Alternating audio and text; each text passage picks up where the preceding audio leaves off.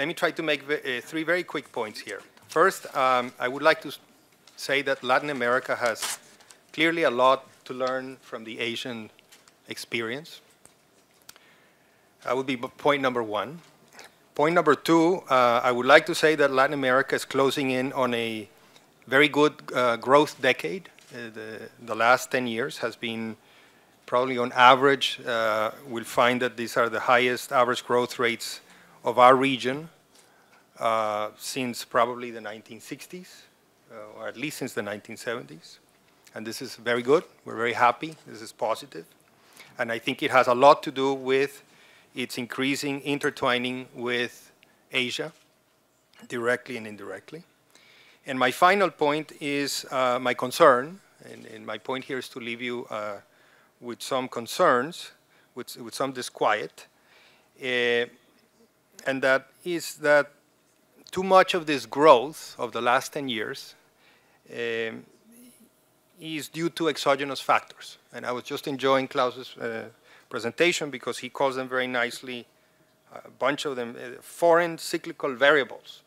In my sense, doing mental econometrics on some of the stuff he was presenting is that a very large share of the growth that we see, at least in some of the countries in the last 10 years, is due to maybe foreign cyclical factors, certainly foreign factors. I don't know how cyclical they are. That's a good question for debate.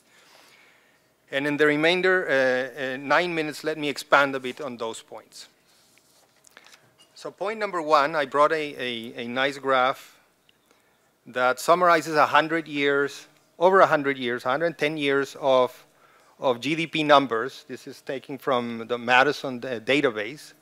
And what we've constructed here is GDP ratios, GDP per capita ratios of Latin America, it's the dark line, and of the Asian tigers. I've selected a sample of course, the successful Asian countries, about eight of them here taken together. And I've calculated the ratio GDP per capita against the US in both cases. And here's 110 years. And this is why I say that I think Latin America has a lot to learn from Asia.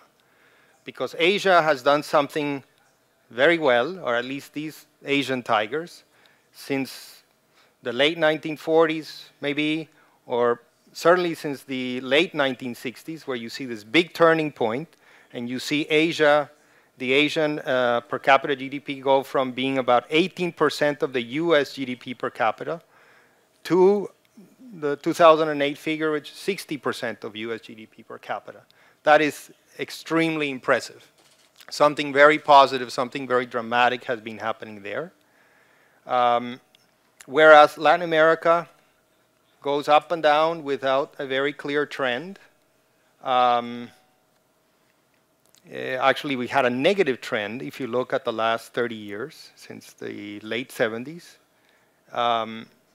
And that's worrisome. So clearly, there is something that Asia has been doing well and that Latin America has not been imitating. Now, about exactly what it is that Asia is doing so much better than Latin America, there's a massive literature. I've been reading this literature since I was in graduate school. The list is huge, and what I think is lacking sometimes is prioritization. You know, we talk about so many factors, and in the end, I think we lose focus of exactly what it is that they've done well. Some of my favorite factors include certainly education, you know, sort of a constant and very long-term commitment to education for all the population for a very long time. Secondly, infrastructure. You know, when we compare Latin American infrastructure indices, we're still lagging way behind. And clearly, Asia has been doing this much better. Macro, as Sebastian was reminding us this morning, and I think Klaus was saying this, our macro policies, I think a lot of this back and forth and volatility reflects poor macro policies, fiscal, monetary, exchange rate. And then My other favorite factor, contribution of, I guess, the World Bank and others in the last 10, 15 years, and for lack of a better term, the ease of doing business. I'm sure there must be a better economic term for that, but when we looked at the rankings of doing business, clearly Latin American countries do not excel. There's a whole bunch of Asian countries, especially the Asian tigers, that do better. This is a broad generalization.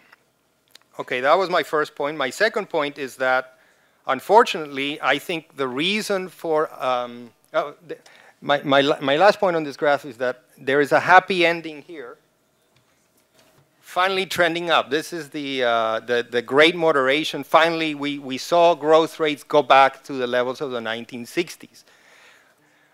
Employment numbers have been going up. I think it's been better than we've seen. It's not terribly impressive on an overall scale, but it's good. And it's due to a great extent to external factors. And this is my final point and my concern. I think it has a lot to do with export prices. It has a lot to do with commodities. It has a lot to do with minerals and prices of gas and oil. It has a lot to do with generous international financial market conditions, low interest rates, lots of liquidity, lots of capital floating around. China is a great contributor to these commodity prices spikes of the last few years. And this is, for me, a big concern because just like exogenously these factors have improved, exogenously they could come down. Exports, I think, are becoming, at least in some countries, less diversified than in the past. I think if you calculate some indices, you can see this. I'm concerned about Peru, for example. It's a country where minerals are overwhelming a bit a lot of the rest of the economy. And my Peruvian colleagues who are here will correct me. And this is a concern because if an economy becomes very non-diversified, its export basket non-diversified, it will be vulnerable to swings and it'll just be risky. And a more long-term concern, and going back to Alberto's point and Sebastian's points this morning, it could overwhelm the rest of the more dynamic sectors for the long run if we go back only to exporting minerals or basic agricultural goods. Kind of a Dutch disease effect or something like this. That concerns me. Let me just conclude by showing you numbers from Peru. Peru, as Klaus just said, has been a nice, almost a miracle story, although it's a miracle of recovery because finally we're getting back to the incomes of GDP per capita of the 1970s or so, which is great, but and a lot of it has to do with exports. And here just to show you the huge boom in agricultural exports that you hear about. Vegetables, the top line is vegetables. They've gone from $200 million to now $800 million in exports. This is mainly the famous asparagus, artichokes, different kinds of peppers that are really making their headway into many markets. And fruits too. There's mangoes and grapes and other things that are growing. This is the red line. And this is good. This is great. And it looks wonderful because we go in 10 or 15 years from 100 million to, over a tenfold increase.